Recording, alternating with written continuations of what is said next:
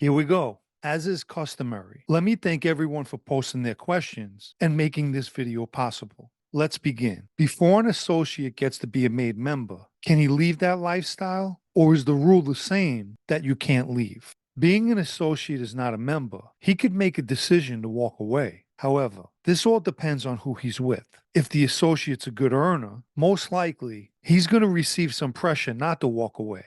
What do you think is the best book written about that life? That's a difficult one because there are numerous good books out there. I would have to say the author John Dickey's books should be a must read if that's your interest. But as a final answer, the best book isn't finished yet. Is it against Mafia rules to join another organization like Freemasonry? Where does the loyalty lie in that situation? And if a member is exposed as a Mason, what's the consequences in the USA, Sicily, and Italy? Does he die? I honestly don't know of any rule against it. But when it comes to loyalty, a member's loyalty is always to his family first. As far as members joining Freemasonry, that's usually more of a thing in Italy and Sicily. And I don't believe anyone's ever been killed over their membership as a Mason. What happens if two made men from different families get into a physical altercation if neither of them know the other is made?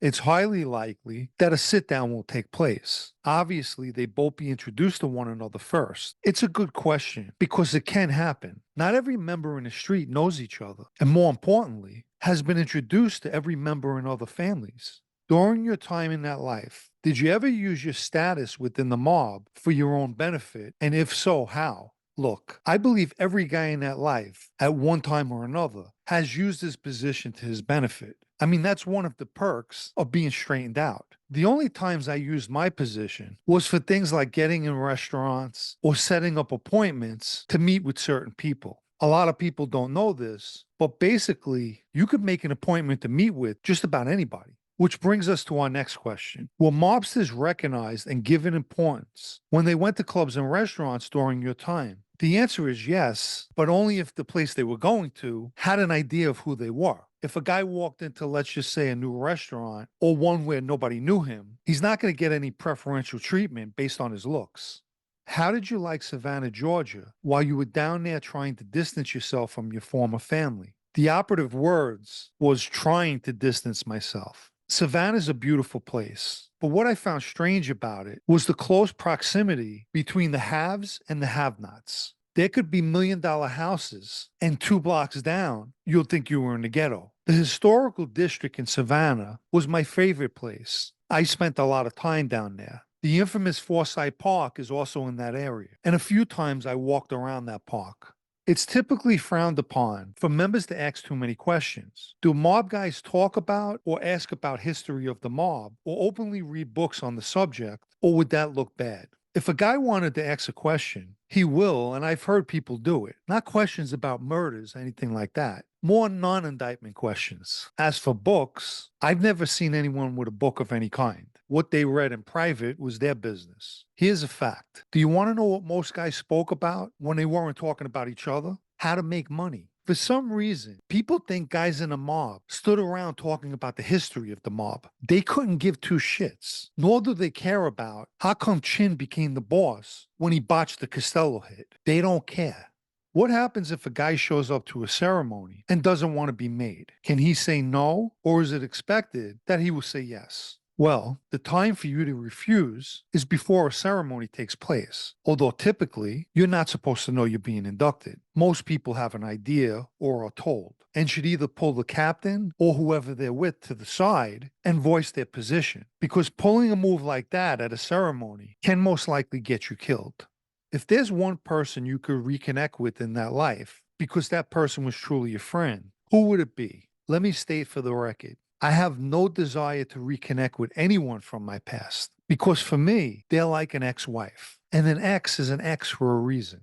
When you were with the Lucchese family, did you have any aspirations to be promoted to the administration? Yep, I wanted to be the boss. I did not, especially after seeing firsthand all the politics and treachery surrounding those positions. The person that posted this next question is from the UK and has always heard the expression knock around guy. and would like to know the meaning of the phrase. I'll do the best I could. The term knockaround guy is a person, not necessarily an inducted member, who's involved in illegal rackets and stays in the company of wise guys. So to put it into perspective, it's really describing an associate or someone on the fringes. If secrecy is so important, then why is there a hit team, a cleanup team, and a team to get rid of the body? For starters, not all work consists of those components. But in that life, you would hope that anyone chosen to be involved in something like that can keep their mouths closed. The next question I found difficult. If you had no choice but to eat at one Italian restaurant for the rest of your life, what restaurant would you choose? The difficulty is because certain restaurants make certain dishes good. This may surprise a lot of people, but I think as far as a restaurant making all good dishes, home cooked dishes, it would have to be the Belmont Tavern in New Jersey. If any of you viewers want to share your favorite, feel free to do so. This question's in regard to everything that took place with Michael Melnish, as well as the hit on him carried out by the Lucchese family. Do you think this all would have happened the way it did had Michael's brother Joey been out on the street? It's a simple answer. Absolutely not. Because they would have had to kill both of them, and they know that. This question is in regard to the Colombos killing the cop. Do you believe if the consigliere told the shooters that the target was a cop, that they would have said no? Isn't that breaking an order, cop or not?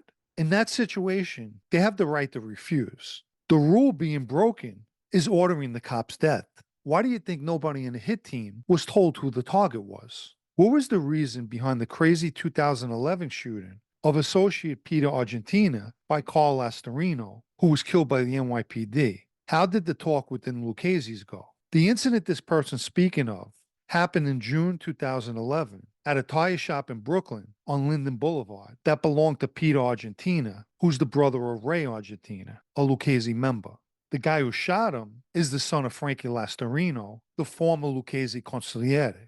Carl walked into the place and shot Peter in the hand, and then Peter took off, and Carl kept shooting at him, and I think he hit him in the shoulder as well. Then he jumped into a cab, and at some point was approached by the cops, and he got out with a pistol and pointed it at them, and of course they shot and killed him. The only thing that I heard is that Carl Lastorino was dealing with some mental problems. But what I will add is, I worked with Richie Argentina, Ray and Peter's younger brother, and he told me that his brother Peter beat him out of $200,000 from the tire business. Peter Argentina is also known to go with other guys' wives. So it's unfortunate Carl wasn't a better shot.